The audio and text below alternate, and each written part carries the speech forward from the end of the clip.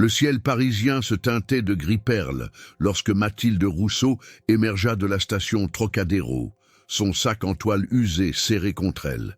Il était 6h30 du matin et les rues du 16e arrondissement commençaient à peine à s'éveiller.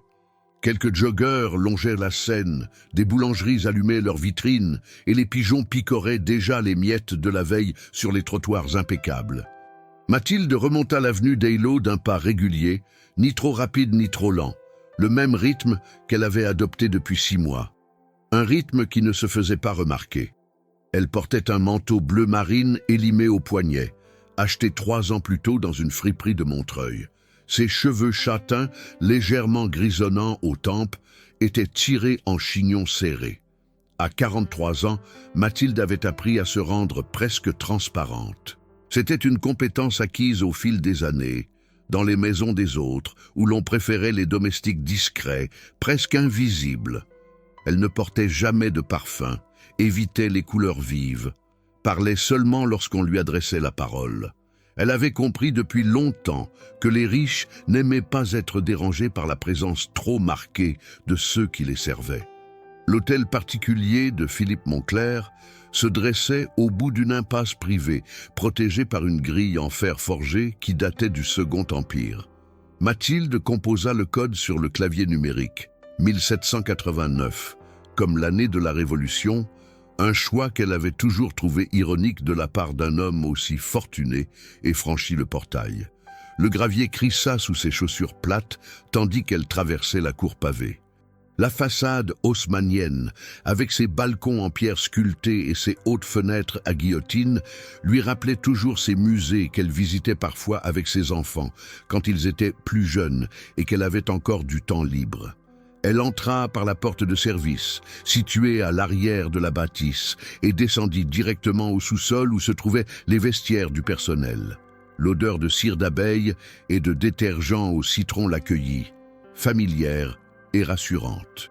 Elle retira son manteau, enfila sa blouse grise réglementaire et noua un foulard blanc dans ses cheveux. Dans le miroir terni accroché au-dessus du lavabo, elle observa brièvement son reflet. Des cernes violacées soulignaient ses yeux noisettes. Elle avait dormi 4 heures, peut-être 5. Lucas, son fils de 16 ans, avait eu une crise d'angoisse la veille au soir, terrorisé par un contrôle de mathématiques. Elle était restée avec lui jusqu'à minuit, lui répétant que tout irait bien, qu'il était intelligent, qu'il réussirait. Puis elle s'était levée à 5 heures pour préparer le petit déjeuner de Léa, sa fille de 14 ans, qui partait au collège à 6h45. Mathilde chassa ses pensées d'un battement de paupières. Ici, dans cette maison, elle n'était ni mère, ni veuve, ni femme fatiguée. Elle était Madame Rousseau, employée de maison, efficace et silencieuse. Elle remonta l'escalier de service jusqu'à la cuisine principale, une pièce immense, carrelée de blanc et équipée d'appareils professionnels que Philippe n'utilisait jamais. Le majordome, Monsieur Delacroix, un homme sec d'une 60aine d'années au visage impassible, préparait déjà le plateau du petit déjeuner. « Bonjour, Madame Rousseau », dit-il sans lever les yeux de la cafetière italienne qu'il manipulait avec des gestes précis. « Bonjour, Monsieur Delacroix ». Leur échange quotidien ne dépassait jamais ces quelques mots. Delacroix travaillait pour la famille Moncler depuis 28 ans. Il avait connu l'épouse de Philippe, morte d'un cancer 8 ans auparavant. Il avait vu le fils unique du couple, Antoine, partir vivre à New York et ne plus revenir qu'une fois par an pour Noël. Il avait assisté à la transformation de Philippe, passant d'un homme encore jeune et plein d'énergie à cette version plus sombre, plus repliée, qui hantait désormais les couloirs de la demeure comme un fantôme de lui-même. Mathilde commença sa routine quotidienne. D'abord, elle prépara le café de Monsieur Moncler, un expresso double, serré, sans sucre, exactement comme il l'aimait. Elle avait découvert ses préférences en observant attentivement les tasses qu'il laissait à moitié vides, en notant les grimaces qu'il faisait lorsque le café était trop clair ou trop amer. Personne ne lui avait demandé de faire attention à ces détails. Mais Mathilde ne savait pas travailler autrement. Pour elle, bien faire son travail signifiait anticiper les besoins avant qu'ils ne soient exprimés. Elle monta ensuite au premier étage pour aérer les pièces principales. Le salon, avec ses hauts plafonds ornés de moulures dorées, baignait dans une lumière grisâtre. Les doubles rideaux en velours bordeaux étaient encore tirés. Mathilde les ouvrit avec précaution, laissant entrer la clarté timide du matin parisien. La pièce était immense, presque intimidante. Un canapé Chesterfield en cuir fauve occupait le centre, flanqué de 2 fauteuils assortis. Des bibliothèques en noyer massif couvraient 2 murs entiers, remplis de livres dont beaucoup semblaient n'avoir jamais été ouverts. Sur le manteau de la cheminée en marbre blanc trônait une photographie encadrée. Une femme blonde d'une 50aine d'années, au sourire éclatant, posant devant un champ de lavande. Madame Hélène Moncler. Mathilde s'approcha du cadre et le redressa machinalement. Il penchait toujours légèrement vers la gauche. Chaque matin, elle le redressait. Et chaque soir, lorsqu'elle revenait pour le ménage final, il avait à nouveau basculé. Elle avait fini par comprendre. Philippe devait le toucher, probablement chaque jour, et le reposer maladroitement. Ce geste minuscule révélait quelque chose de douloureux et d'intime que Mathilde préférait ne pas interroger. Elle épousseta les meubles avec un chiffon en microfibre, vida les cendriers de cristal. Philippe fumait encore, malgré les recommandations de son médecin, puis se dirigea vers le coin le plus reculé du salon, là où se trouvait le piano à queue. L'instrument était recouvert d'une housse en velours vert sombre, soigneusement bordée. Mathilde souleva délicatement un coin de la housse pour vérifier qu'aucune poussière ne s'était infiltrée. Les touches d'ivoire, jaunies par le temps, luisaient faiblement dans la pénombre. Elle passa un doigt léger sur le dos central, sans le presser, comme si elle craignait de réveiller un fantôme. Madame Moncler jouait du Chopin, lui avait confié Delacroix un jour, dans un rare moment de confidence. Elle donnait même de petits concerts pour leurs amis, le dimanche après-midi. Mais depuis sa mort, plus personne n'avait touché le piano. Philippe avait fait recouvrir l'instrument le jour même de l'enterrement et il était resté ainsi, figé dans un deuil silencieux. Mathilde rabattit la housse avec soin et poursuivit son travail. Elle nettoya les vitres, aspira le tapis persan, remplaça les fleurs fanées dans les vases, puis elle se rendit dans la serre attenante au salon, une pièce vitrée où s'alignaient des dizaines d'orchidées sur des étagères métalliques. Personne d'autre ne s'en occupait. Le jardinier venait une fois par semaine pour l'extérieur, mais les orchidées semblaient avoir été oubliées. Mathilde avait appris à les entretenir grâce à des vidéos YouTube qu'elle regardait le soir sur son téléphone après avoir couché les enfants. Elle vérifiait l'humidité de chaque pot, enlevait les feuilles mortes, ajustait la lumière. Certaines plantes commençaient à refleurir timidement. C'était une victoire minuscule, invisible, mais qui lui procurait une satisfaction profonde. À 9 heures, elle croisa Philippe dans l'escalier. Il descendait vers son bureau, vêtu d'un costume gris anthracite, impeccablement coupé, une chemise blanche au col légèrement ouvert. Grand, les épaules encore larges malgré son âge, il avait ce port altier des hommes habitués à commander. Ses cheveux gris-fer étaient coiffés en arrière, révélant un front haut et des yeux d'un bleu acier. Il ne la regarda pas. Il ne regardait jamais vraiment les employés. Son regard glissait sur eux comme sur des meubles. « Bonjour, monsieur », murmura Mathilde en s'écartant pour le laisser passer. Il hocha vaguement la tête, distrait, déjà absorbé par les appels téléphoniques qu'il consultait sur son smartphone. Mathilde attendit qu'il soit descendu pour reprendre son ascension. Elle ne ressentait aucune amertume face à cette indifférence. C'était ainsi que fonctionnait ce monde. Les riches et les pauvres cohabitaient dans le même espace, mais jamais vraiment dans la même réalité. Dans la chambre principale, située au 2e étage, Mathilde effectua le lit avec des gestes méthodiques.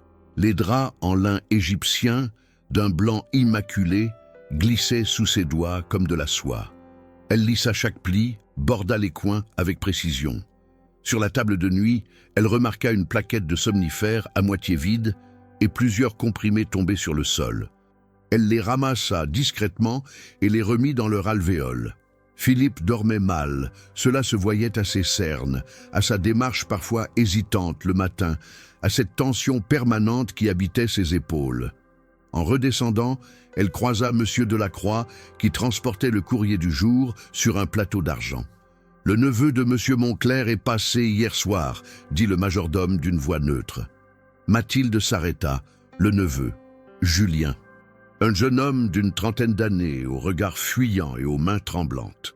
Elle l'avait croisé 2 ou 3 fois, toujours en fin d'après-midi, toujours pressé.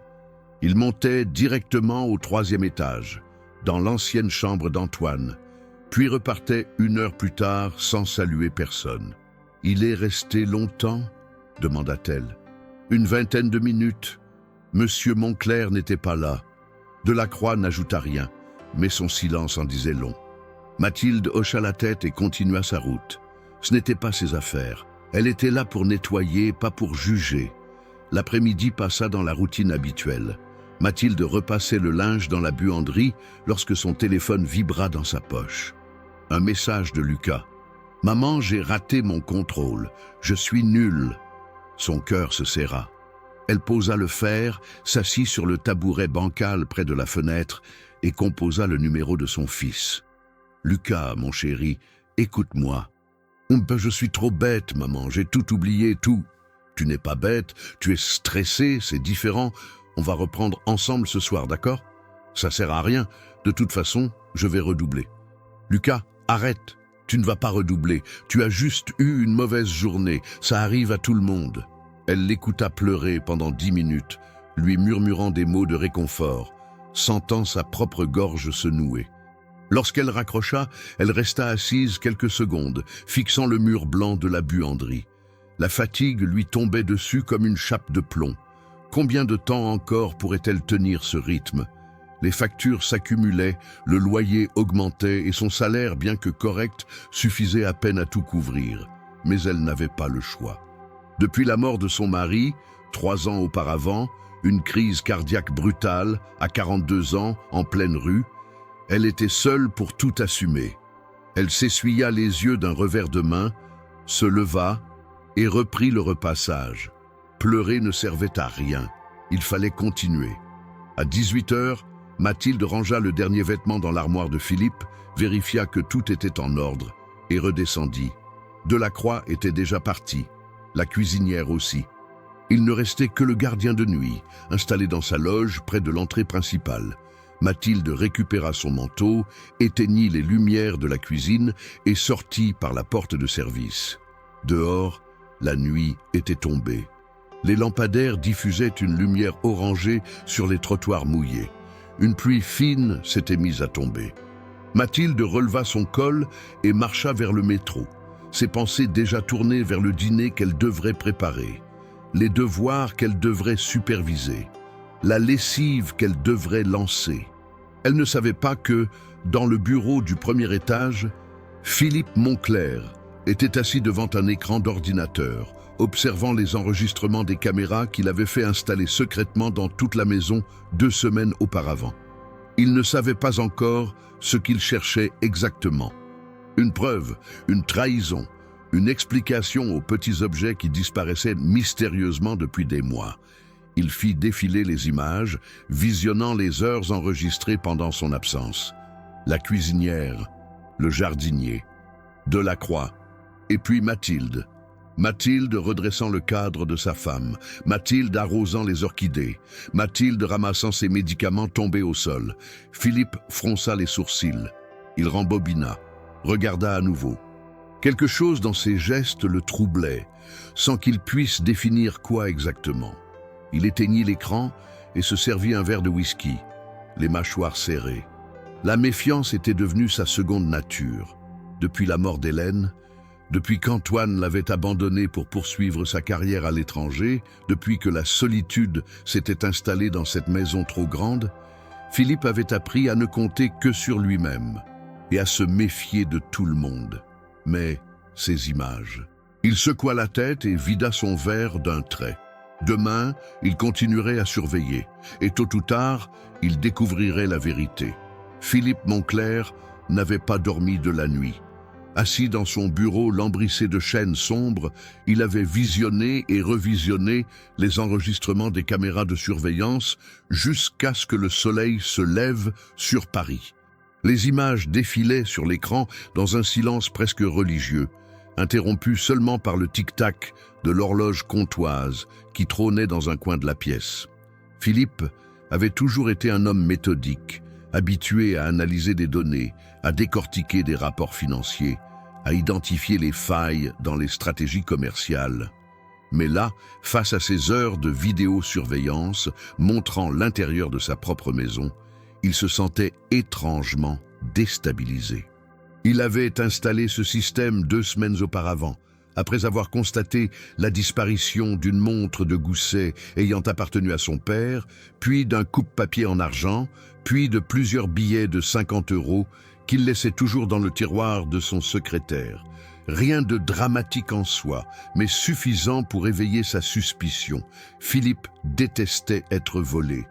Ce n'était pas une question d'argent. Les objets disparus ne représentaient qu'une goutte d'eau dans l'océan de sa fortune, mais une question de principe.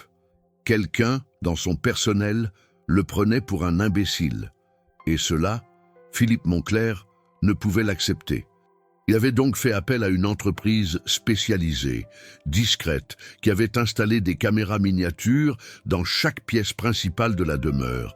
Le salon, la bibliothèque, sa chambre, le bureau, la cuisine, même la serre aux orchidées. Seules les salles de bain avaient été épargnées par un reste de décence que Philippe s'était surpris à éprouver. Les caméras étaient invisibles, dissimulées derrière des cadres, des luminaires, des moulures. Personne ne pouvait les détecter. Philippe avait accès aux images en temps réel depuis son ordinateur, et tout était enregistré sur un serveur sécurisé. Au début, il n'avait rien trouvé de suspect.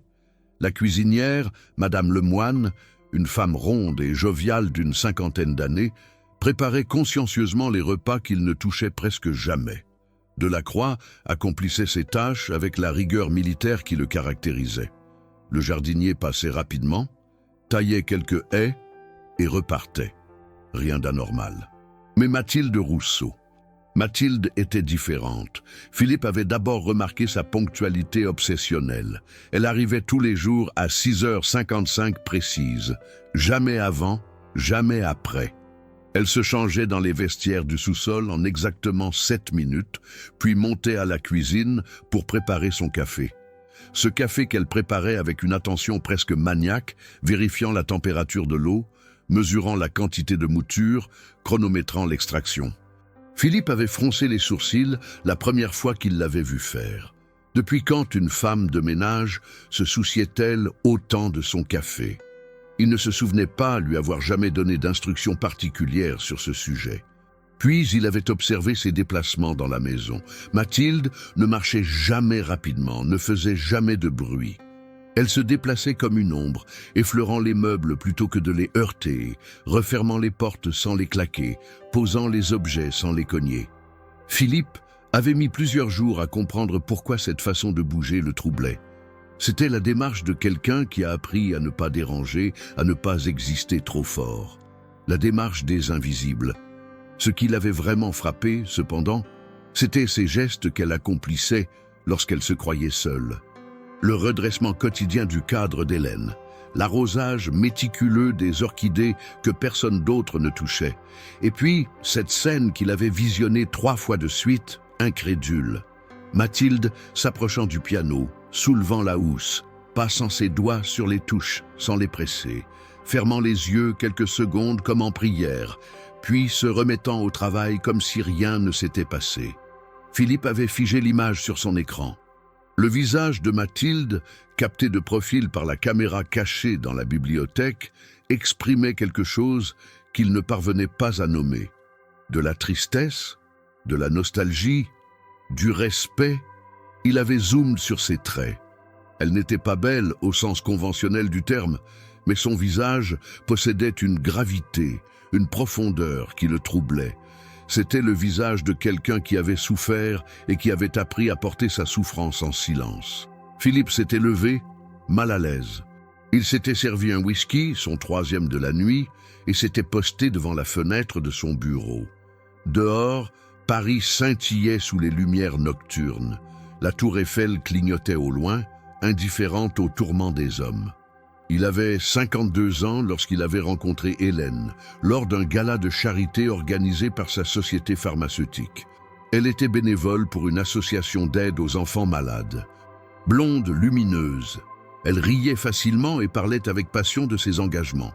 Philippe, déjà riche et puissant à cette époque, avait été subjugué par cette femme qui semblait ne rien attendre de lui sinon sa présence. Ils s'étaient mariés 6 mois plus tard. Antoine était né 1 an après. Pendant 15 ans, Philippe avait connu quelque chose qui ressemblait au bonheur. Puis, le cancer était arrivé. 2 ans de lutte acharnée, de chimio dévastatrice, de faux espoirs et de rechutes brutales.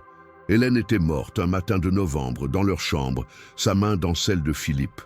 Il se souvenait de ses derniers mots. « Promets-moi de vivre encore, pas juste de survivre, de vivre. » Il avait promis, mais il avait menti.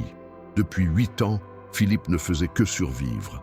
Il gérait son empire pharmaceutique avec la même efficacité qu'avant, signait des contrats, présidait des conseils d'administration, prenait des décisions qui affectaient des milliers d'employés. Mais il le faisait mécaniquement, sans joie, sans passion. Rentrer dans cette maison vide, marcher dans ces couloirs où résonnait encore le rire d'Hélène, voir ce piano muet, cette serre abandonnée, ces pièces trop grandes et trop silencieuses. C'était un supplice quotidien. Alors, Philippe s'était fermé. Il avait mis de la distance entre lui et le monde, y compris entre lui et son propre fils. Antoine vivait à New York depuis 5 ans, où il dirigeait une start-up technologique. Il appelait rarement, revenait encore moins. Philippe savait qu'il lui en voulait. De quoi exactement, il n'en était pas sûr. Peut-être de s'être trop investi dans son travail quand Antoine était enfant. Peut-être de ne pas avoir été assez présent. Ou peut-être simplement d'être encore vivant, alors que sa mère était morte. La culpabilité du survivant, transmise de génération en génération. Philippe secoua la tête et retourna s'asseoir devant l'écran. Il lança l'enregistrement du jour même. 6h55. Mathilde franchissait le portail. 6h57. Elle entrait par la porte de service. 7h04. Elle remontait à la cuisine. Philippe accéléra la vidéo. 7h15. Mathilde ouvrait les rideaux du salon. 7h22. Elle redressait le cadre d'Hélène. Philippe appuya sur pause. Il zooma sur le visage de Mathilde. Elle regardait la photographie avec une expression qu'il n'avait jamais vue sur le visage d'un de ses employés. De la douceur, de la compassion, comme si elle connaissait cette femme, comme si elle la pleurait aussi. Un sentiment étrange envahit Philippe, de la honte peut-être, ou de la gêne. Il était en train d'espionner une femme qui ne faisait rien de mal, qui au contraire accomplissait son travail avec un dévouement presque excessif. Que cherchait-il exactement? La preuve de sa trahison? Ou quelque chose d'autre, quelque chose qu'il n'osait pas s'avouer? Le lendemain matin, Philippe décida de rester à la maison plus longtemps. D'habitude, il partait à 8h pour rejoindre les bureaux de Montclair Pharma, situés dans le quartier de la Défense. Mais ce jour-là, il s'attarda, prétextant des dossiers à étudier. En réalité, il voulait observer Mathilde, pas à travers un écran, en vrai. Il la croisa dans l'escalier, comme chaque matin. Elle s'écarta pour le laisser passer, murmurant son « Bonjour, monsieur » habituel. Philippe s'arrêta. Pour la première fois depuis 6 mois, il la regarda vraiment. Elle gardait les yeux baissés, les mains croisées devant elle, dans une posture de déférence absolue. « Ah, Madame Rousseau !» dit-il d'une voix qu'il voulait neutre. Elle releva légèrement la tête. Ses yeux noisettes, cernés de violet, le fixèrent avec une pointe de surprise. « Oui, monsieur, le café que vous préparez chaque matin. Il est excellent. Je voulais vous remercier. » Un silence. Mathilde cligna des yeux, comme si elle ne comprenait pas. « Merci, monsieur. C'est gentil. » Philippe hocha la tête et reprit sa descente. En arrivant dans son bureau, il se sentait ridicule. Pourquoi avait-il dit cela? Depuis quand remerciait-il ses employés pour des tâches qu'ils étaient payés pour accomplir? Hélène, elle, remerciait tout le monde tout le temps. Elle connaissait les prénoms de tous les domestiques, s'enquérait de leur santé, de leur famille. Philippe avait toujours trouvé cela excessif, Mais maintenant, en repensant au visage surpris de Mathilde, il se demandait si Hélène n'avait pas eu raison. Les jours suivants, Philippe continua à visionner les enregistrements. Il découvrit d'autres détails troublants. Mathilde qui ramassait ses médicaments tombés au sol et les replaçait discrètement sur sa table de nuit. Mathilde qui réparait le bouton d'écou de sa veste préférée sans qu'il le lui ait demandé. Mathilde qui, un après-midi où Philippe était rentré plus tôt que prévu, s'était réfugiée dans la buanderie pour pleurer en silence, le visage enfoui dans ses mains, avant de se ressaisir et de reprendre son travail comme si de rien n'était. Philippe avait figé cette image-là aussi. Mathilde pleurant, seule, dans une pièce qu'elle croyait à l'abri des regards. Il avait ressenti quelque chose de douloureux dans sa poitrine, de la culpabilité encore. Ou peut-être de la reconnaissance. Mathilde souffrait elle aussi, et pourtant elle continuait. Elle se levait chaque matin, prenait le métro, traversait Paris, entrait dans cette maison où personne ne la voyait vraiment, accomplissait son travail avec un soin infini, puis repartait affronter ses propres démons. Elle était courageuse d'une manière que Philippe n'avait jamais été. Un soir, alors qu'il dînait seul dans la grande salle à manger, un dîner préparé par Madame Lemoine qu'il touchait à peine, Delacroix entra avec le plateau du café. « Monsieur, » dit le majordome en posant la tasse devant lui, « puis-je vous parler franchement ?» Philippe leva les yeux, surpris. Delacroix ne parlait jamais spontanément. « Je vous en prie. J'ai remarqué que vous observiez davantage le personnel ces derniers temps. Puis-je vous demander s'il y a un problème ?» Philippe hésita. Delacroix connaissait l'existence des caméras. Il avait lui-même supervisé leur installation, mais il ignorait que Philippe passait ses nuits à visionner les enregistrements. « Des objets ont disparu, » dit Philippe. « Je cherche à comprendre. » Delacroix hocha lentement la tête. « Avec tout le respect que je vous dois, monsieur, je pense savoir qui est responsable. » Philippe se redressa. « Qui ? Votre neveu, Julien. Il vient régulièrement en votre absence. Il monte au 3e étage, fouille dans les affaires de monsieur Antoine. Je l'ai surpris une fois avec un objet qui ne lui appartenait pas.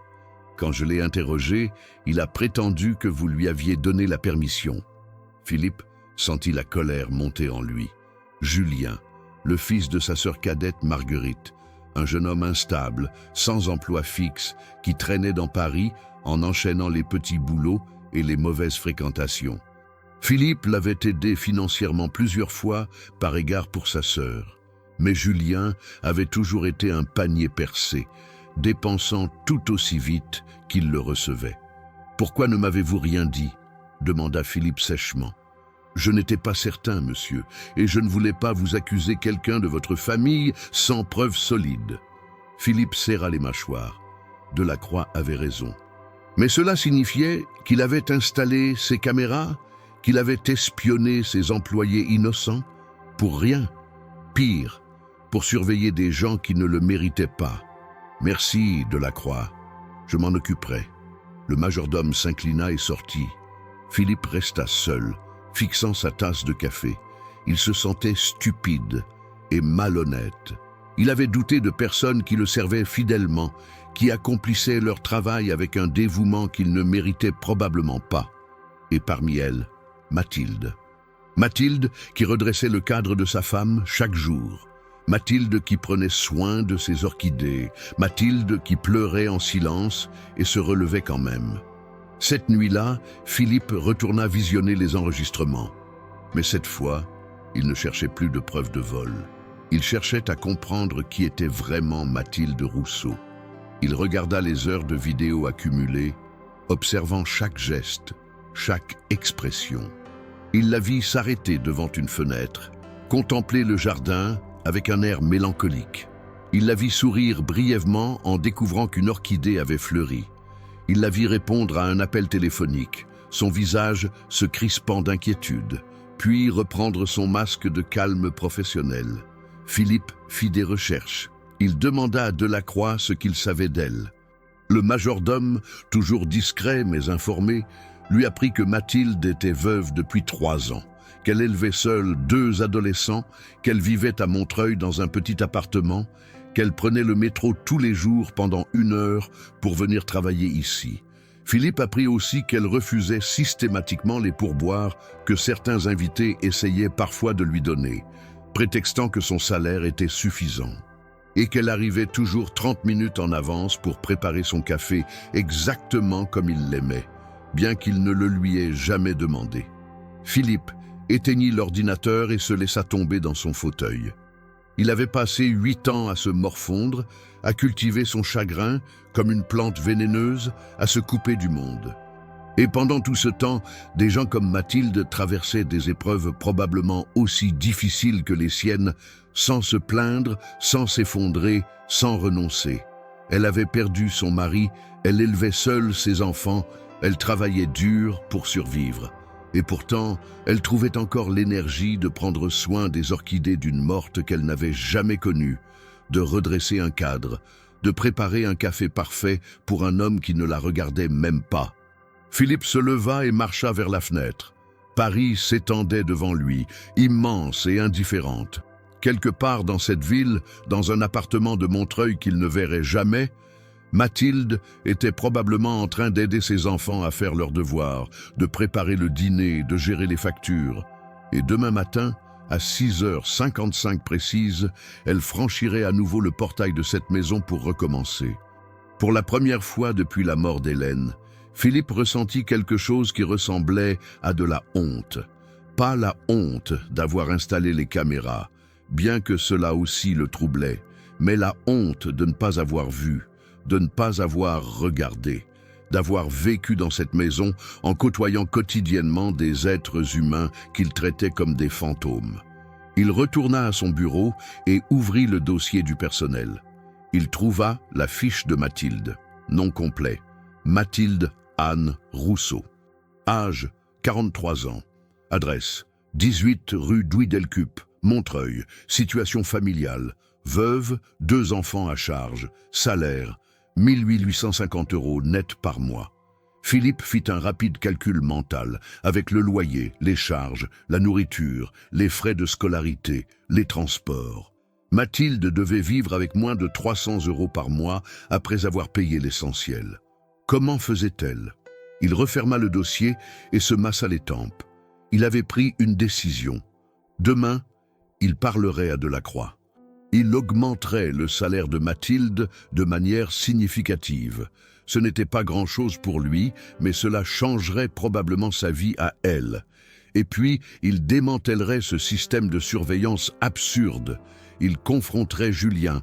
Il cesserait de se comporter comme un tyran paranoïaque. Mais avant tout cela, il devait faire quelque chose de plus difficile encore.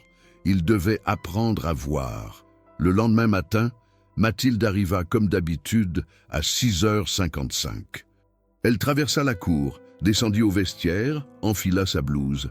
Mais lorsqu'elle remonta à la cuisine, elle trouva Philippe qui l'attendait, assis à la grande table en chêne massif. Il portait encore son peignoir, chose qu'elle ne l'avait jamais vu faire. Il avait les traits tirés, les yeux rougis. On aurait dit qu'il n'avait pas dormi. « Bonjour, Madame Rousseau », dit-il d'une voix légèrement enrouée. « Bonjour, monsieur », répondit-elle surprise. « Vous désirez quelque chose ? Asseyez-vous, s'il vous plaît. » Mathilde hésita. S'asseoir en présence de monsieur Montclair, c'était impensable. Mais le ton de sa voix ne laissait pas place à la discussion. Elle s'installa prudemment sur le bord d'une chaise, les mains croisées sur ses genoux. Philippe la regarda longuement, puis il dit quelque chose qu'elle n'oublia jamais. « Depuis combien de temps travaillez-vous ici, Madame Rousseau ?»« 6 mois, monsieur. »« 6 mois, répéta-t-il, comme pour lui-même. « Et pendant ces 6 mois, je ne vous ai jamais vraiment regardé. Je ne vous ai jamais demandé comment vous alliez. Je ne me suis jamais intéressé à qui vous étiez. » Mathilde ne dit rien. Elle ne comprenait pas où il voulait en venir. « Je voulais vous dire quelque chose, » poursuivit Philippe. « J'ai fait installer des caméras dans la maison, des caméras cachées, pour surveiller le personnel. » Le sang de Mathilde se glaça. Des caméras. On l'avait espionnée, filmée, observée dans ses moindres gestes. « Je pensais qu'on me volait, » expliqua Philippe. « Je cherchais un coupable et j'ai visionné des heures d'enregistrement. Mais je n'ai trouvé aucune preuve de vol. Par contre, j'ai découvert autre chose. » Il marqua une pause. Mathilde sentait son cœur battre à tout rompre. « J'ai vu ce que vous faites quand vous vous croyez seul. Comment vous redressez le cadre de ma femme chaque matin. Comment vous prenez soin de ses orchidées. Comment vous ramassez mes médicaments. Comment vous préparez mon café avec tant d'attention. Et j'ai compris quelque chose. » Philippe se leva et s'approcha d'elle. Mathilde se raidit. « J'ai compris que pendant que je cherchais des voleurs, des traîtres, des profiteurs, je passais à côté de quelque chose de beaucoup plus rare, de l'honnêteté, de la bonté, de la dignité. » Il s'agenouilla devant elle. Mathilde écarquilla les yeux, choquée. Un homme comme Philippe Moncler, à genoux devant une femme de ménage. « Pardon, dit-il simplement. Pardon de vous avoir espionné. Pardon de ne pas vous avoir vu. Pardon d'avoir douté de vous. » Mathilde sentit les larmes lui monter aux yeux. Elle ne savait pas quoi dire. Personne, jamais, ne s'était agenouillé devant elle. Personne, jamais, ne lui avait demandé pardon. « Monsieur, ce n'est pas nécessaire, » balbutia-t-elle. « Si, » insista Philippe, « c'est nécessaire. Parce que vous méritez d'être reconnu, parce que ce que vous faites ici, ce n'est pas juste un travail, c'est de l'humanité. » Il se releva lentement, s'essuya les yeux d'un geste brusque. « Je vais faire retirer les caméras et je vais augmenter votre salaire significativement. Monsieur, s'il vous plaît, acceptez, pas comme une faveur, comme une reconnaissance. » Mathilde hocha la tête, incapable de parler. Philippe se dirigea vers la porte, puis se retourna. « Une dernière chose, Madame Rousseau. Vos enfants, comment vont-ils » Mathilde cligna des yeux, surprise par la question. « Ils vont bien, monsieur. Merci. »« Bien, » dit Philippe. Et pour la première fois depuis 8 ans, il sourit. Les jours qui suivirent cette conversation matinale furent étranges pour Mathilde. Elle continuait d'accomplir ses tâches quotidiennes avec la même méticulosité. Mais quelque chose avait changé dans l'atmosphère de la maison. Philippe Moncler ne l'ignorait plus. Chaque matin, lorsqu'elle arrivait, il la saluait par son nom. Pas simplement « Madame Rousseau », prononcé machinalement, mais un vrai salut, accompagné d'un regard direct, presque chaleureux. Cela la troublait profondément. Elle ne savait pas comment réagir à cette soudaine attention. Delacroix, le majordome, l'avait convoqué dans son petit bureau du rez-de-chaussée 3 jours après l'incident. Il lui avait tendu une enveloppe blanche avec une expression indéchiffrable. « Votre nouveau contrat, Madame Rousseau », avait-il dit. « Monsieur Moncler a souhaité revoir votre rémunération. » Mathilde avait ouvert l'enveloppe dans le métro, sur le chemin du retour. Lorsqu'elle avait lu le chiffre, elle avait dû s'asseoir, les jambes tremblantes. 2 800 € net par mois, presque 1 000 € d'augmentation. Elle avait relu le document 3 fois, certaine d'avoir mal compris. Mais non, c'était bien réel. Les larmes lui étaient montées aux yeux et elle avait dû se cacher derrière son écharpe pour que les autres passagers ne la voient pas pleurer. 1 000 € de plus. Cela signifiait qu'elle pourrait enfin payer les cours particuliers de Lucas en mathématiques. Ces cours qu'elle ne pouvait pas se permettre et qui pesaient sur sa conscience chaque fois qu'elle voyait son fils peiner sur ses devoirs. Cela signifiait qu'elle pourrait acheter à Léa les livres dont elle avait besoin pour le lycée, au lieu de les emprunter indéfiniment à la bibliothèque municipale. Cela signifiait qu'elle pourrait peut-être même mettre un peu d'argent de côté, pour la première fois depuis la mort de Thomas, son mari. Thomas, 3 ans déjà qu'il était parti, 3 ans qu'elle portait seule le poids de tout. Elle se souvenait encore de ce jour terrible, de ce coup de téléphone de l'hôpital, de cette course folle à travers Paris, de ce médecin qui lui avait annoncé avec des mots trop doux que son mari était mort avant même d'arriver aux urgences.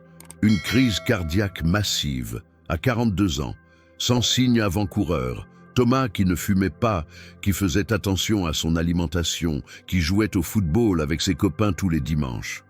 Thomas, emporté en quelques minutes sur un trottoir du 19e arrondissement alors qu'il rentrait du travail. Les premiers mois avaient été un cauchemar. Mathilde avait l'impression de se noyer, de couler sans pouvoir remonter à la surface.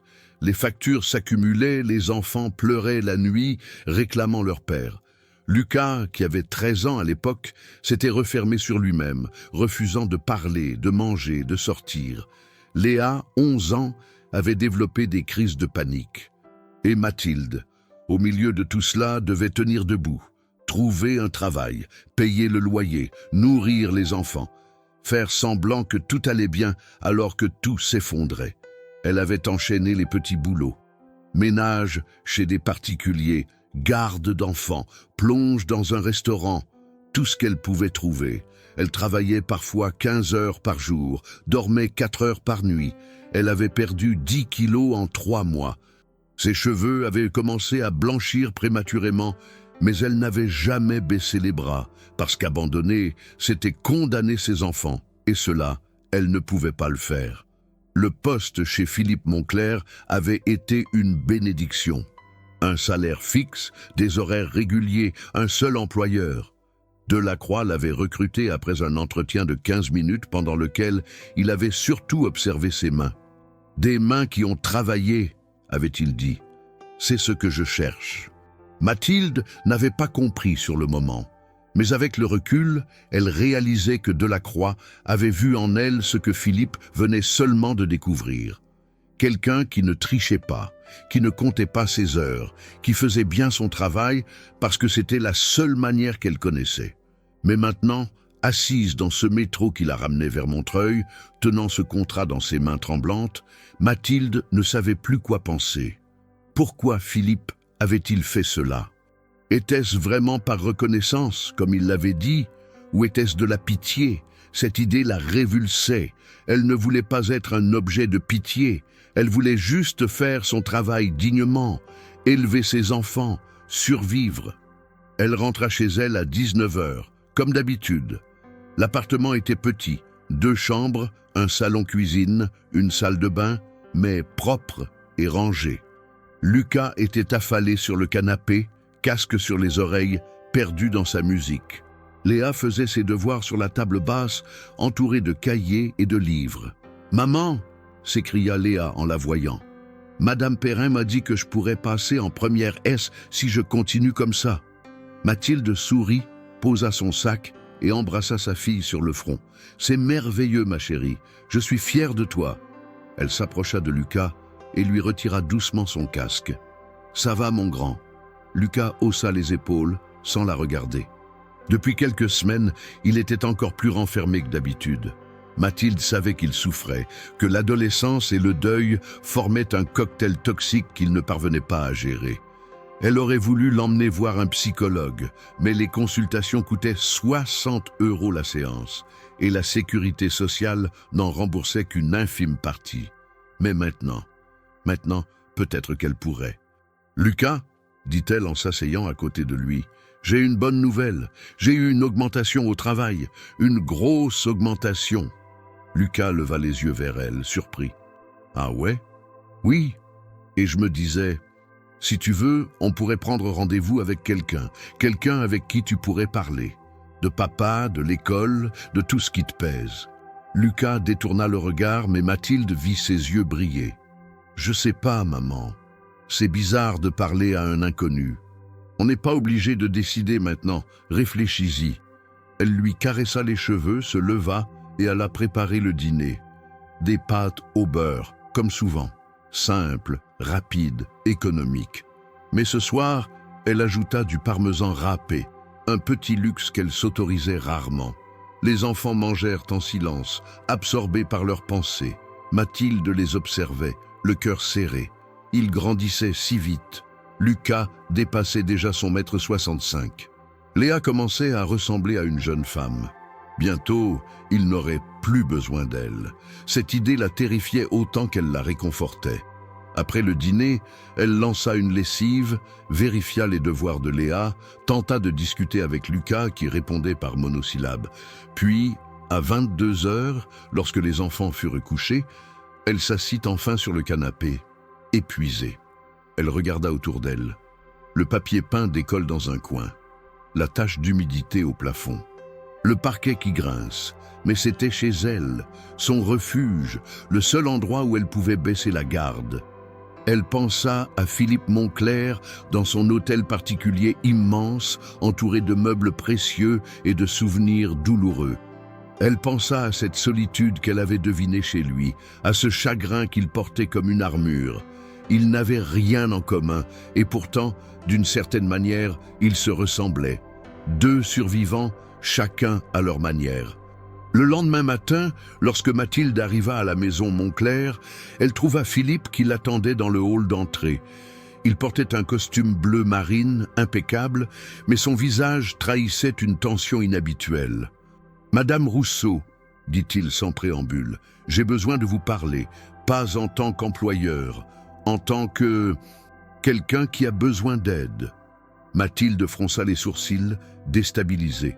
« Bien sûr, monsieur. » « Mon neveu, Julien, poursuivit Philippe d'une voix tendue, c'est lui qui volait dans la maison. Delacroix l'a confirmé. Je l'ai confronté hier soir. » Il marqua une pause, passa une main dans ses cheveux gris. La conversation a mal tourné. Il a avoué être accro à la cocaïne. Il volait pour payer sa consommation. Et maintenant, il me supplie de l'aider, de payer une cure de désintoxication. Philippe se tourna vers Mathilde, et elle vit quelque chose qu'elle n'avait jamais vu dans ses yeux, du désarroi. « Je ne sais pas quoi faire. Ma sœur est désespérée. Julien est son fils unique. Mais j'ai peur que si je l'aide, il recommence. Que l'argent ne serve à rien. Je ne sais plus qui croire. En qui avoir confiance. » Mathilde resta silencieuse quelques secondes. Puis elle dit doucement, « Monsieur, je ne suis pas sûr d'être la mieux placée pour vous conseiller. Mais si vous voulez mon avis, je le veux. Votre neveu a besoin d'aide, pas d'argent, pas de leçons de morale, d'aide. Et vous êtes peut-être la seule personne qui puisse la lui apporter. Pas parce que vous êtes riche, mais parce que vous êtes sa famille. » Philippe la regarda longuement. « Vous avez déjà été confronté à ce genre de situation ?» Mathilde hésita, puis elle hocha la tête. « Le frère de mon mari, il était alcoolique, violent parfois. Thomas a essayé de l'aider pendant des années. Ça n'a rien donné, jusqu'au jour où il a touché le fond, vraiment le fond. Et c'est là, seulement là, qu'il a accepté d'aller en cure. Aujourd'hui, il est sobre depuis 2 ans. Donc vous pensez que je devrais l'aider? Je pense que vous devriez lui donner une chance, une seule, avec des conditions claires. S'il accepte vraiment de se soigner, de faire les efforts nécessaires, alors oui, aidez-le. Mais s'il rechute, s'il vous ment à nouveau, alors vous aurez fait votre part, et vous pourrez vous regarder dans un miroir sans culpabilité. » Philippe acquiesça lentement. « Merci, Madame Rousseau. »« De rien, monsieur. » Mais Philippe ne bougea pas. Il la fixait avec une intensité troublante. « Vous savez, dit-il finalement, j'ai passé 8 ans à me dire que personne ne pouvait comprendre ma douleur, que j'étais seul, que le monde était devenu un endroit froid et hostile. Et puis je vous ai vu, sur ces écrans, redresser le cadre de ma femme, prendre soin de ses orchidées, et j'ai compris que je m'étais trompé. » Il s'approcha d'elle, et Mathilde sentit son cœur s'accélérer. « Vous aussi, vous avez perdu quelqu'un. Vous aussi, vous souffrez. Mais vous ne vous êtes pas effondré, vous ne vous êtes pas fermé. Vous continuez à prendre soin des autres, même quand personne ne vous voit, même quand personne ne vous remercie. Comment faites-vous » Mathilde sentit les larmes lui monter aux yeux. Personne, jamais, ne lui avait posé cette question. Personne ne s'était jamais demandé comment elle tenait debout. « Je ne sais pas, » murmura-t-elle. « Je me lève chaque matin parce que mes enfants ont besoin de moi. Je fais mon travail parce que c'est la seule chose que je sais encore contrôler. Et quand c'est trop dur, quand j'ai envie d'abandonner, je me souviens de ce que Thomas me disait toujours. Un jour à la fois. » Philippe hocha la tête, les yeux brillants. « Un jour à la fois, » répéta-t-il. « Oui. » Il se détourna brusquement comme s'il avait honte de s'être ainsi dévoilé. « Excusez-moi, Madame Rousseau. Je vous ai retenu. Vous avez du travail. »« Ce n'est rien, monsieur. » Mathilde monta à l'étage, le cœur battant. Cette conversation l'avait profondément troublé. Philippe Moncler, ce millionnaire distant et froid, venait de lui montrer sa fragilité. Il lui avait parlé comme à une égale, comme à une amie. Elle ne savait pas comment gérer cela. Les jours suivants furent chargés de tensions invisibles. Philippe avait accepté de financer la cure de désintoxication de Julien, mais à condition que son neveu accepte un suivi psychologique strict et qu'il s'engage à rembourser symboliquement 1 euro par mois pendant 10 ans. Pour qu'il comprenne que l'argent a une valeur, avait-il expliqué à Mathilde lors d'une autre de leurs conversations matinales qui devenaient de plus en plus fréquentes. Mathilde se retrouvait malgré elle dans un rôle qu'elle n'avait jamais sollicité, celui de confidente. Philippe lui parlait de son fils Antoine, avec qui il n'arrivait plus à communiquer. Il lui parlait d'Hélène, de ce vide qu'elle avait laissé, de cette culpabilité qu'il portait de ne pas avoir passé plus de temps avec elle avant qu'il ne soit trop tard. Et Mathilde l'écoutait simplement. Elle ne donnait pas de conseils, ne jugeait pas. Elle écoutait, parce qu'elle savait mieux que quiconque combien il était important d'être entendue. Un matin, alors qu'elle arrosait les orchidées dans la serre, Philippe la rejoignit. Il resta debout à l'entrée, les mains dans les poches, visiblement mal à l'aise. « Ces fleurs, dit-il finalement, c'était la passion d'Hélène. Elle pouvait passer des heures ici, à les soigner, à leur parler. » Mathilde sourit doucement. « Elles sont magnifiques, elle avait du talent. Après sa mort, je n'ai plus osé les toucher. J'avais peur de tout gâcher, de détruire ce qu'elle avait créé. Alors, je les ai laissés mourir. » Il s'approcha d'une orchidée blanche qui venait de fleurir, effleura délicatement ses pétales. « Mais vous avez réussi là où j'ai échoué. Vous les avez sauvés. »« Ce n'est pas si compliqué, » répondit Mathilde. « Il suffit d'être attentif, de remarquer quand elles ont besoin d'eau, de lumière, d'espace, de ne pas les négliger. » Philippe la regarda avec une expression étrange. « On ne parle plus des orchidées, n'est-ce pas ?» Mathilde soutint son regard. « Non, monsieur, on ne parle plus des orchidées. » Un silence s'installa. Pas un silence gêné, mais un silence plein, chargé de compréhension mutuelle. « Madame Rousseau, » dit Philippe finalement, « accepteriez-vous de dîner avec moi ce soir ?» Mathilde sursauta. « Dîner, mais pas comme une employée, comme une amie. J'aimerais vous connaître vraiment. Savoir qui vous êtes au-delà de cette blouse grise et de cette discrétion parfaite. » Mathilde sentit la panique monter en elle.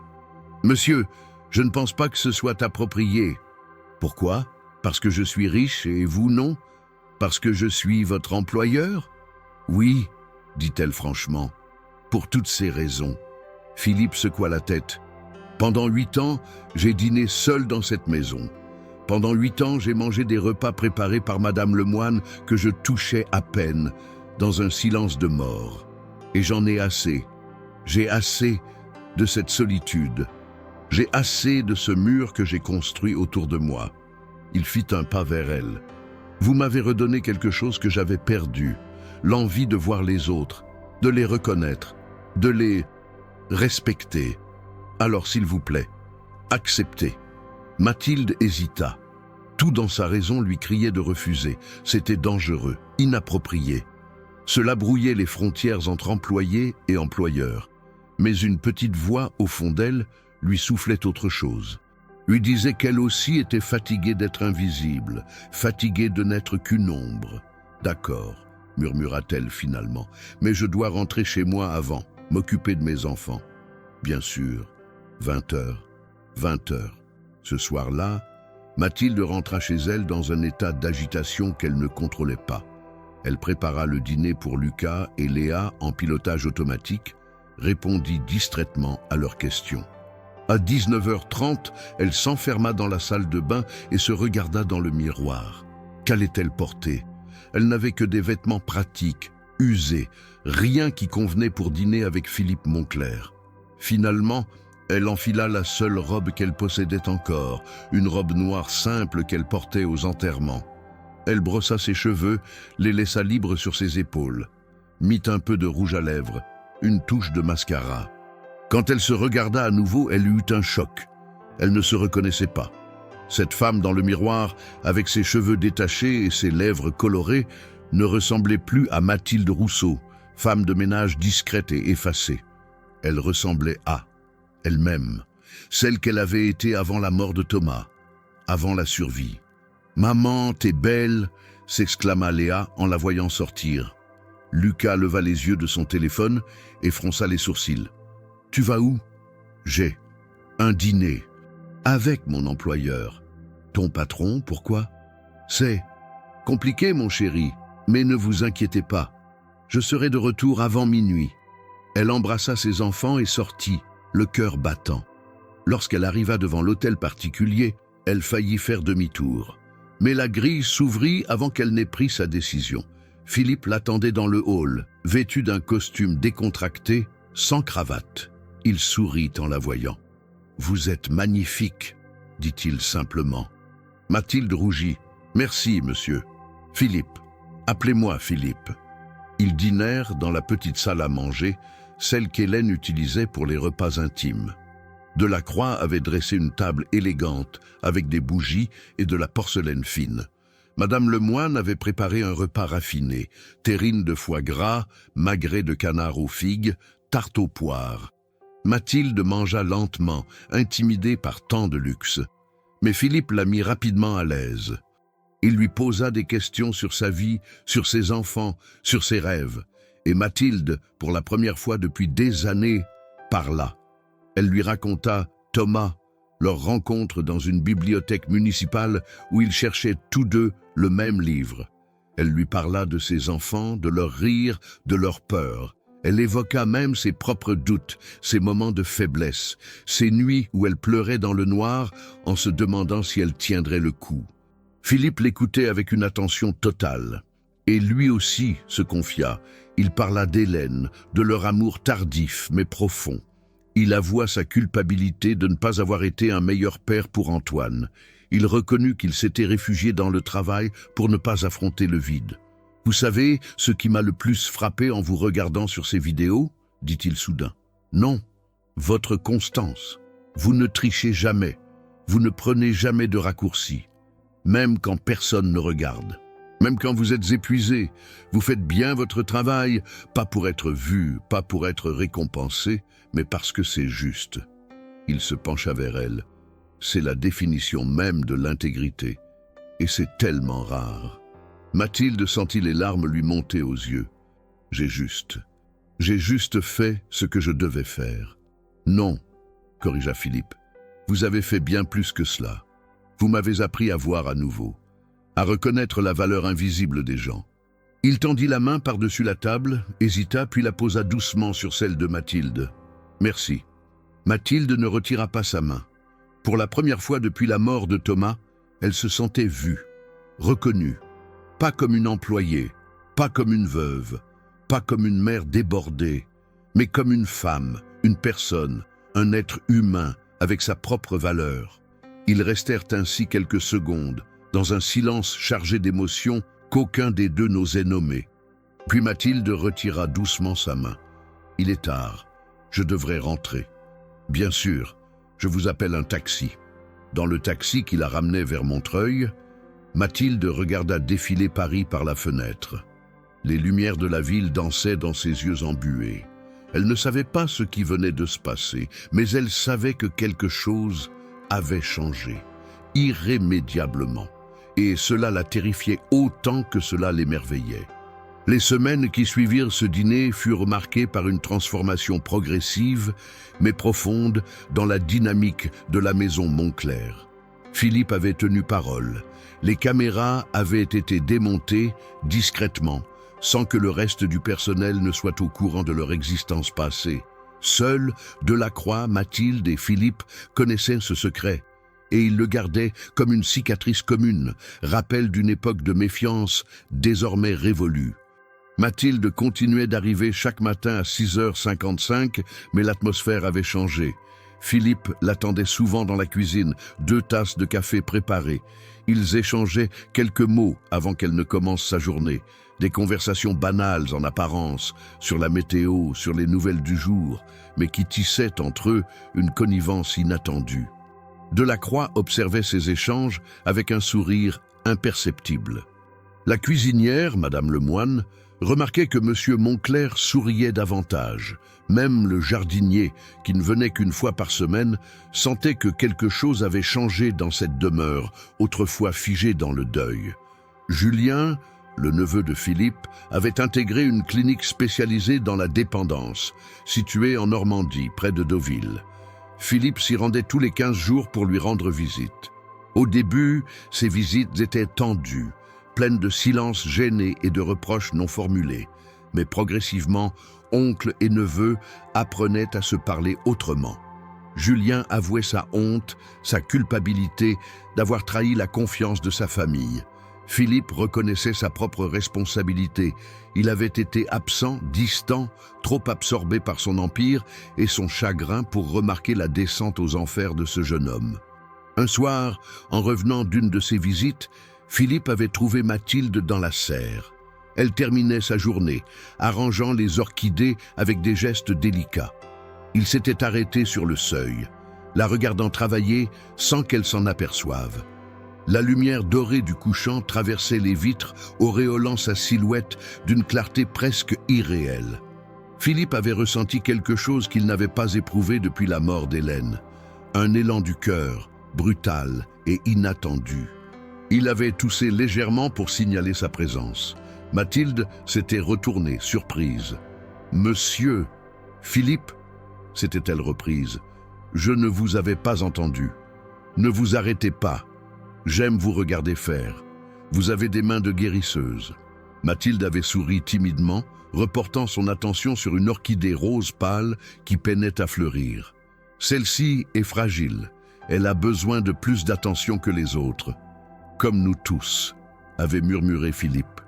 Mathilde avait levé les yeux vers lui et leurs regards s'étaient croisés. Dans les yeux de Philippe, elle avait lu quelque chose qui l'avait bouleversé. Du désir, oui, mais aussi de la tendresse, du respect, de la reconnaissance.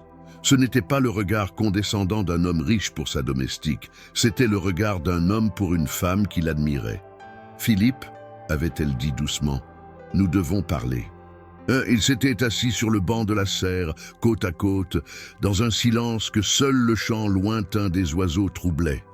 Mathilde avait pris une profonde inspiration. « Ce qui se passe entre nous, ce n'est pas normal, pas dans notre situation. » « Pourquoi? Parce que je vous paie? » ?»« Oui, entre autres. » Philippe avait secoué la tête avec véhémence. « Mathilde, j'ai 62 ans.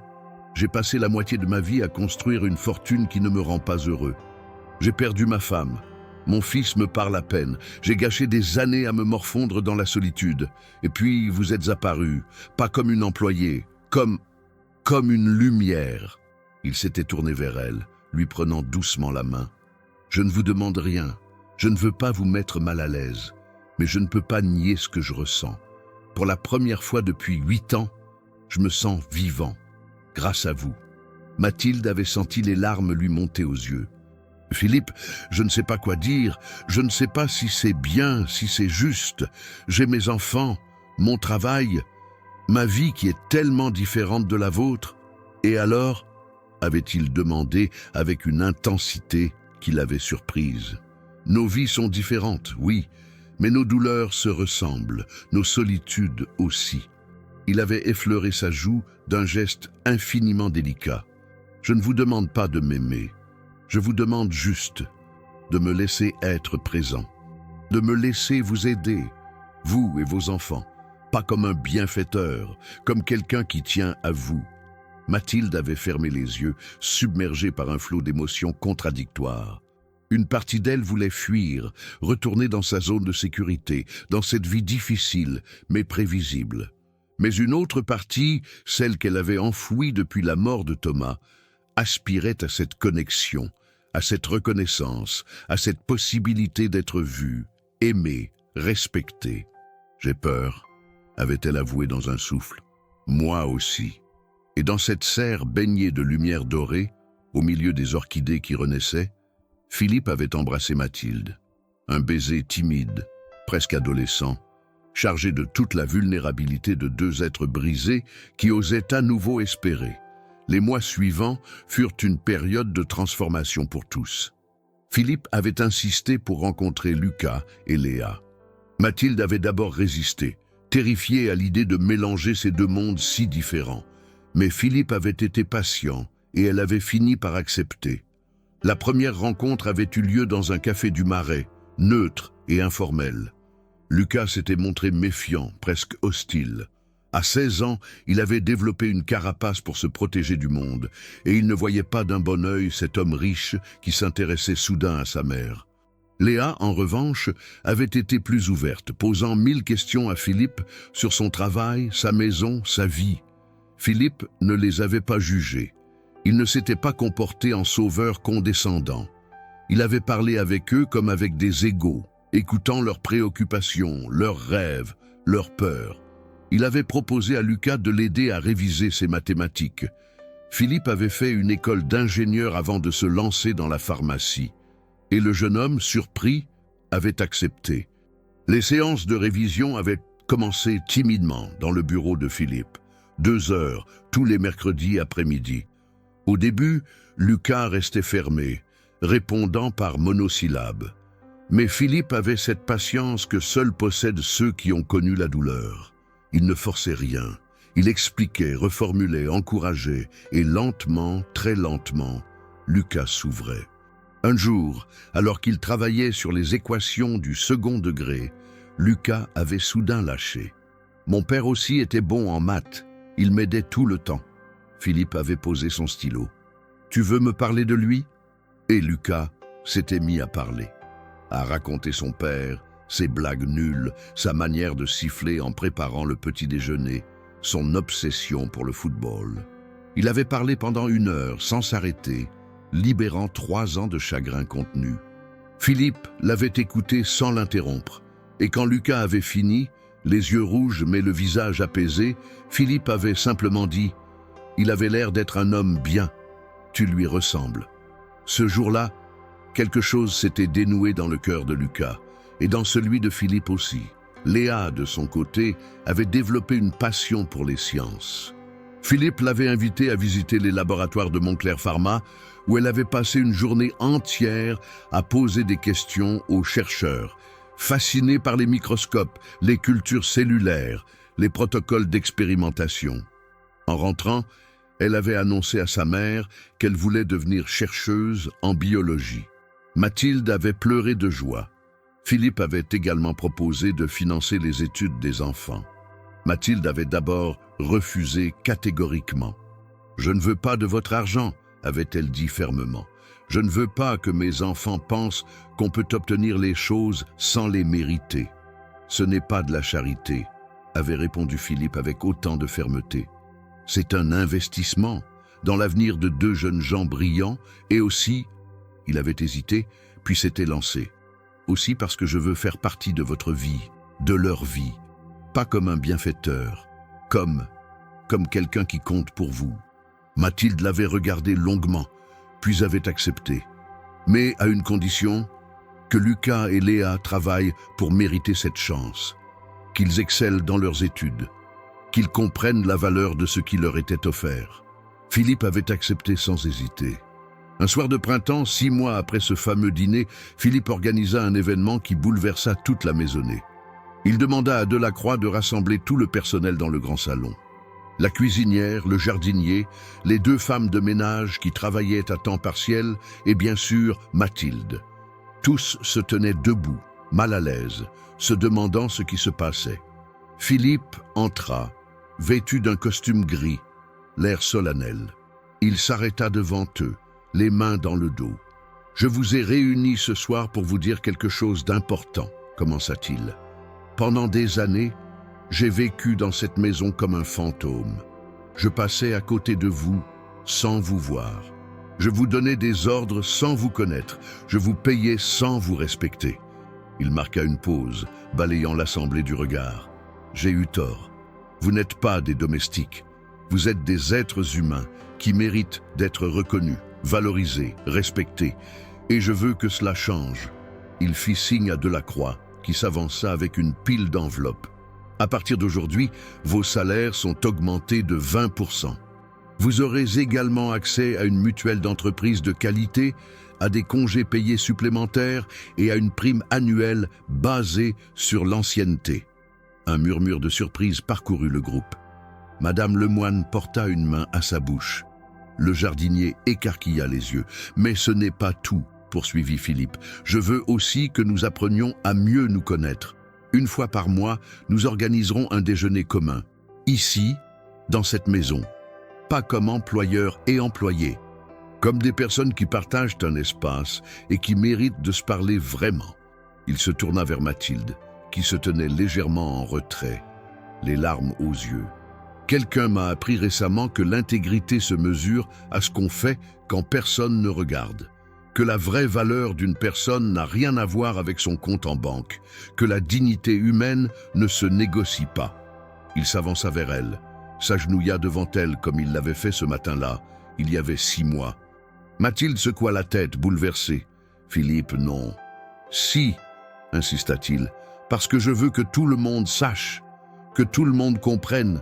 Vous m'avez sauvé, pas avec de grandes actions héroïques, mais avec de petits gestes quotidiens, en redressant un cadre, en arrosant des fleurs, en préparant un café, en étant simplement vous. » Il prit sa main, la serra doucement. « Vous m'avez rappelé ce que signifie être humain. » Mathilde pleurait ouvertement maintenant.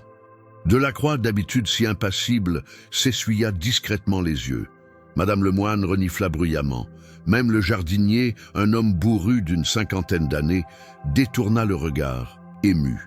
Philippe se releva et fit face à son personnel. Cette maison a été trop longtemps un mausolée, un monument au chagrin, mais je veux que cela change, je veux qu'elle redevienne un lieu de vie, de rire, de connexions humaines, et pour cela, j'ai besoin de vous tous. Il sourit et c'était un sourire sincère, lumineux.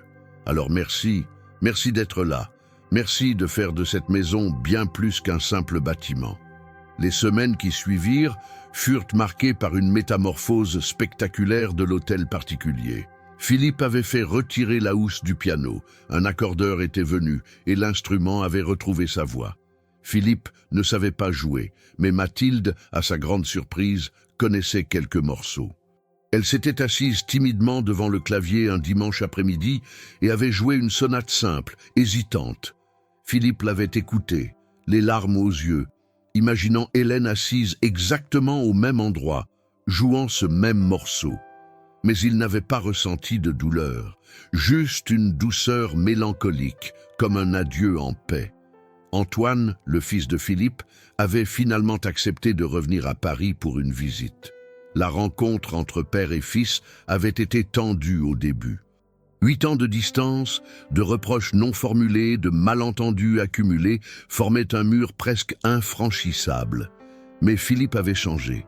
Il ne cherchait plus à justifier, à se défendre. Il écoutait. Il reconnaissait ses erreurs.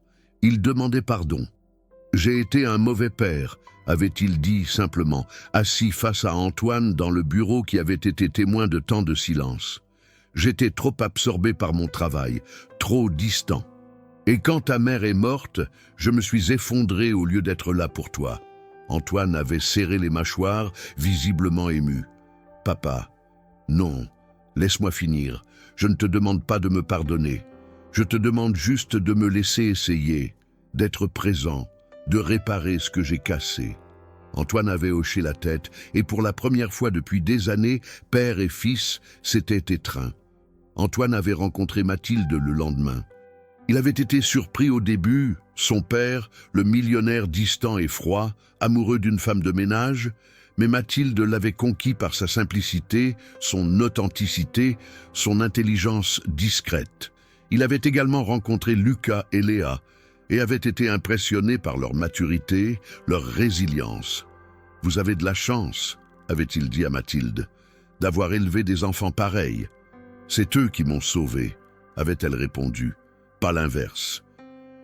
1 an après cette matinée où Philippe s'était agenouillé devant Mathilde pour lui demander pardon, il organisa un événement encore plus spectaculaire, un gala de charité dans sa propre demeure, pour lever des fonds pour une association d'aide aux veuves et veufs en difficulté. Mathilde avait aidé à organiser l'événement, mais elle avait refusé d'y assister en tant qu'invitée.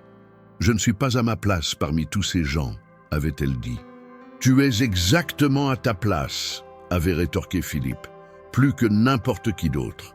Le soir du gala, la maison Montclair s'illumina comme elle ne l'avait pas été depuis des années. Des dizaines d'invités, chefs d'entreprise, personnalités politiques, artistes, se pressaient dans les salons décorés avec goût. Un orchestre jouait dans le grand hall. Des serveurs circulaient avec des plateaux de champagne. Et au milieu de tout cela, Mathilde. Vêtue d'une robe élégante que Philippe avait insisté pour lui offrir, elle se tenait à ses côtés, nerveuse mais digne. Philippe la présenta à tous comme la personne la plus importante de ma vie. Certains invités froncèrent les sourcils, surpris. D'autres sourirent avec bienveillance. Mais tous comprirent que quelque chose d'extraordinaire se déroulait sous leurs yeux. Au milieu de la soirée, Philippe demanda le silence. Il monta sur la petite estrade, dressée pour l'orchestre, et prit le microphone. « Mesdames et messieurs, merci d'être venus ce soir.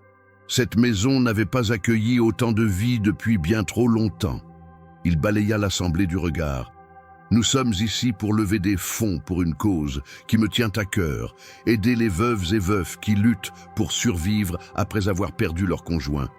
Mais avant de commencer, je veux vous raconter une histoire. » Il chercha Mathilde des yeux.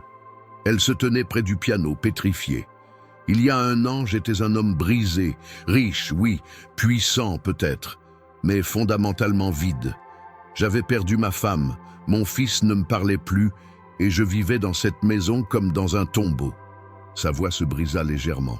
« Et puis j'ai fait quelque chose de honteux. J'ai installé des caméras cachées pour espionner mon personnel. Je cherchais un voleur. Je cherchais quelqu'un à blâmer pour mon malheur. » Un murmure parcourut l'assemblée. Philippe leva une main. « Mais au lieu de trouver un coupable, j'ai découvert quelque chose d'infiniment plus précieux. J'ai découvert l'intégrité, la bonté invisible, le courage quotidien. » Il descendit de l'estrade et marcha vers Mathilde, qui pleurait silencieusement. Cette femme, Mathilde Rousseau, a perdu son mari il y a 3 ans. Elle élève seule 2 adolescents. Elle travaille dur chaque jour pour leur offrir une vie digne. Et malgré tout cela, malgré sa fatigue, malgré ses propres souffrances, elle trouve encore l'énergie de prendre soin des autres, de redresser un cadre, d'arroser des fleurs, de préparer un café parfait. Il prit sa main, la serra. Elle m'a appris que la vraie richesse ne se mesure pas en euros, mais en actes, en constance, en humanité. Il se tourna vers l'assemblée. « Alors ce soir, je ne vous demande pas seulement de donner de l'argent. Je vous demande de voir, de reconnaître, de respecter les Mathildes de ce monde, ces personnes invisibles qui font tourner nos vies sans jamais demander de reconnaissance. » Il leva son verre à Mathilde et à tous ceux qui, comme elle, incarnent la dignité humaine. L'assemblée se leva comme un seul homme et applaudit. Mathilde, submergée, cacha son visage dans ses mains. Philippe l'entoura de ses bras, la protégeant des regards, lui murmurant à l'oreille « Tu es vu, tu es reconnu, tu es aimé ». 2 ans plus tard, un matin d'été radieux, une petite cérémonie eut lieu dans le jardin de l'hôtel particulier. Quelques dizaines d'invités seulement, Antoine et sa compagne, Julien qui était désormais sobre depuis 18 mois, et travaillait comme conseiller dans un centre de désintoxication, Lucas et Léa Delacroix, Madame Lemoine, le jardinier et quelques amis proches. Philippe et Mathilde se tenaient face à face, sous une arche de roses blanches. Un officier d'état civil prononçait les paroles rituelles. Mais ce n'étaient pas ces mots qui comptaient, c'étaient les regards échangés, les mains serrées, les sourires à travers les larmes. Lorsque vint le moment d'échanger les vœux, Philippe parla le premier. « Mathilde, tu m'as sauvé en ne cherchant pas à me sauver. Tu m'as appris à voir en étant simplement toi-même. Tu m'as rappelé que la vie vaut la peine d'être vécue, même après la perte, même après le chagrin. » Je te promets de t'honorer chaque jour, de voir tes enfants comme les miens, de construire avec toi une vie où la dignité humaine n'est pas un concept, mais une réalité quotidienne. » Mathilde, la voix tremblante, répondit « Philippe, tu m'as vu quand j'étais invisible. Tu m'as respecté quand j'étais juste une employée. Tu as aimé mes enfants sans condition. Tu m'as appris que recommencer est possible, que l'amour peut renaître, que deux solitudes peuvent devenir une communion. Je te promets ma loyauté, mon honnêteté, ma présence, chaque jour, sans faillir. » Ils s'embrassèrent sous les applaudissements. Lucas pleurait ouvertement, serrant sa sœur contre lui. Léa riait et pleurait en même temps. Antoine souriait, apaisé. Julien levait son verre de jus d'orange, sobre et fier. Delacroix, pour une fois, laissait transparaître son émotion. Et quelque part, dans cette serre baignée de lumière, les orchidées continuaient de fleurir. Témoins silencieux d'une transformation qui avait commencé par un regard qui avait su voir au-delà des apparences, au-delà des caméras, au-delà des préjugés, un regard qui avait su reconnaître l'humanité là où elle se cachait. Épilogue. 5 ans plus tard, la maison Montclair était méconnaissable. Elle abritait désormais une fondation portant le nom d'Hélène et Thomas Montclair-Rousseau, dédiée à l'aide aux veuves et veufs en difficulté. Mathilde dirigeait les opérations avec une efficacité redoutable, formée par Philippe aux arcanes de la gestion d'entreprise. Lucas étudiait l'ingénierie à Polytechnique. Léa préparait un doctorat en biologie moléculaire. Philippe avait progressivement cédé les rênes de son empire pharmaceutique pour se consacrer à la fondation. Il avait 67 ans, des cheveux complètement blancs, mais un regard enfin apaisé. Antoine venait chaque mois de New York avec sa famille, et ses enfants couraient dans les couloirs que leur grand-père avait autrefois parcourus dans la solitude. Un matin, alors qu'ils prenaient leur café dans la cuisine, le même café que Mathilde préparait avec tant de soin depuis toutes ces années, Philippe regarda sa femme et dit « Tu te souviens de ce jour où je me suis agenouillé devant toi ?» Mathilde sourit. « Comment pourrais-je l'oublier ? Je pensais que je te demandais pardon, mais en réalité, je te demandais de me sauver. » « Et moi, » répondit Mathilde en posant sa main sur la sienne, « je pensais que tu me donnais une augmentation, mais en réalité, tu me rendais ma dignité. » Ils restèrent ainsi, main dans la main, tandis que le soleil parisien inondait la cuisine de sa lumière dorée. Dehors, dans la serre, les orchidées continuaient de fleurir, symbole vivant d'une vérité simple mais profonde. L'honnêteté n'a pas besoin de caméra pour exister, elle a juste besoin d'être vue, reconnue, honorée. Et lorsqu'elle l'est, elle peut transformer des vies entières, un jour à la fois.